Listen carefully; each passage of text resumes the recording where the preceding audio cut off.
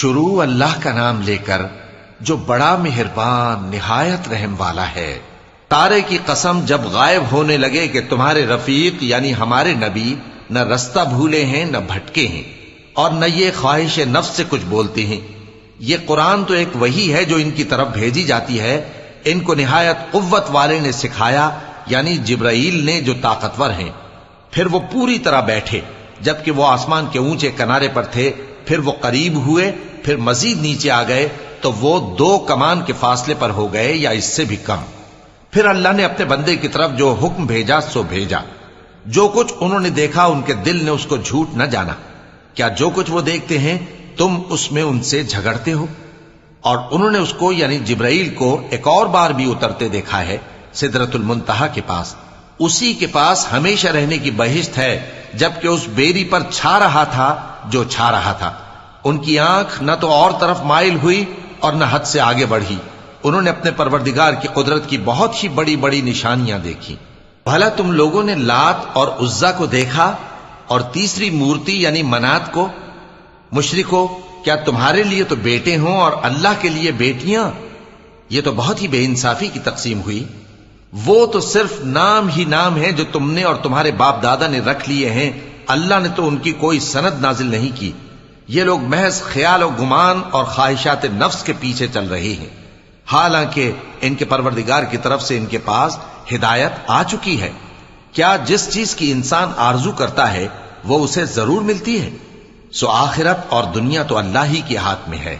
اور آسمانوں میں بہت سے فرشتے ہیں جن کی سفارش کچھ بھی فائدہ نہیں دیتی مگر اس وقت کہ اللہ جس کے لیے چاہے اجازت بخشے اور سفارش پسند بھی کرے۔ جو لوگ آخرت پر ایمان نہیں لاتے وہ فرشتوں کو لڑکیوں کے نام سے موسوم کرتے ہیں، حالانکہ ان کو اس کی کچھ خبر نہیں۔ وہ صرف خیال و گمان پر چلتے ہیں، جبکہ خیال و گمان حق کے مقابلے میں کچھ کام نہیں آتا۔ تو جو ہماری یاد سے روگردانی کرے اور صرف دنیا ہی کی زندگی کا خواہاں ہو، اس سے تم بھی منہ پھیر لو۔ ان کے علم کی یہی انتہا ہے۔ تمہارا پروردگار اس کو بھی خوب جانتا ہے جو اس کے رستے سے بھٹک گیا، اور اس سے بھی خوب واقف ہے جو رستے پر چلا۔ اور جو کچھ آسمانوں میں ہے اور جو کچھ زمین میں ہے سب اللہ ہی کا ہے، اور اس نے خلقت کو اس لیے پیدا کیا ہے کہ جن لوگوں نے برے کام کیے ان کو ان کے اعمال کا بدلہ دے، اور جنہوں نے نیکیاں کی ان کو نیک بدلہ دے۔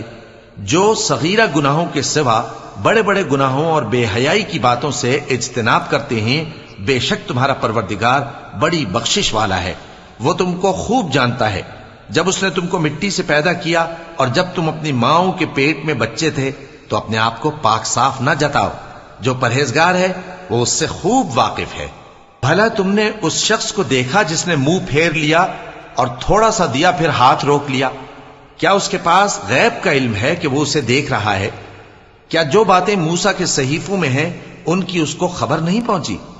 اور ابراہیم کے صحیفوں کی جنہوں نے حق اطاعت اور رسالت پورا کیا، وہ یہ کہ کوئی شخص دوسرے کے گناہ کا بوجھ نہیں اٹھائے گا، اور یہ کہ انسان کو وہی ملتا ہے جس کے لیے وہ محنت کرتا ہے، اور یہ کہ اس کی محنت کا جائزہ لیا جائے گا، پھر اس کو اس کا پورا پورا بدلہ دیا جائے گا، اور یہ کہ تمہارے پروردگار ہی کے پاس پہنچنا ہے، اور یہ کہ وہ ہنساتا اور رلاتا ہے، اور یہ کہ وہی مارتا اور جلاتا ہے، اور یہ کہ وہی دونوں جوڑے یعنی نر اور مادہ پیدا کرتا ہے یعنی نطفے سے جو رحم میں ڈالا جاتا ہے، اور یہ کہ قیامت کو دوبارہ اٹھانا اسی کا ذمہ ہے، اور یہ کہ وہی دولت مند بناتا اور وہی مفلس کرتا ہے، اور یہ کہ وہی شیرا نامی تارے کا بھی مالک ہے، اور یہ کہ اسی نے عاد اول کو ہلاک کر ڈالا اور سمود کو بھی، غرض کسی کو باقی نہ چھوڑا، اور ان سے پہلے قوم نوح کو بھی۔ کچھ شک نہیں کہ وہ لوگ بڑے ہی ظالم اور بڑے ہی سرکش تھے، اور اسی نے الٹی ہوئی بستیوں کو دے پٹکا، پھر ان پر جو چیز چھا گئی سو چھا گئی۔ تو اے انسان، تو اپنے پروردگار کی کون کون سی نعمت پر جھگڑے گا؟ یہ پیغمبر بھی پہلے کے خبردار کرنے والوں میں سے ایک خبردار کرنے والے ہیں۔ آنے والی یعنی قیامت قریب آ پہنچی، اس دن کی تکلیفوں کو اللہ کے سوا کوئی دور نہیں کر سکے گا۔ اے کافرو، کیا تم اس کلام پر تعجب کرتے ہو اور ہنستے ہو اور روتے نہیں؟ اور تم غفلت میں پڑے ہو تو اللہ کے آگے سجدہ کرو اور اسی کی عبادت کرو۔ چونکہ آیت سجدہ تلاوت کی گئی ہے لہذا سامعین پر سجدہ واجب ہے۔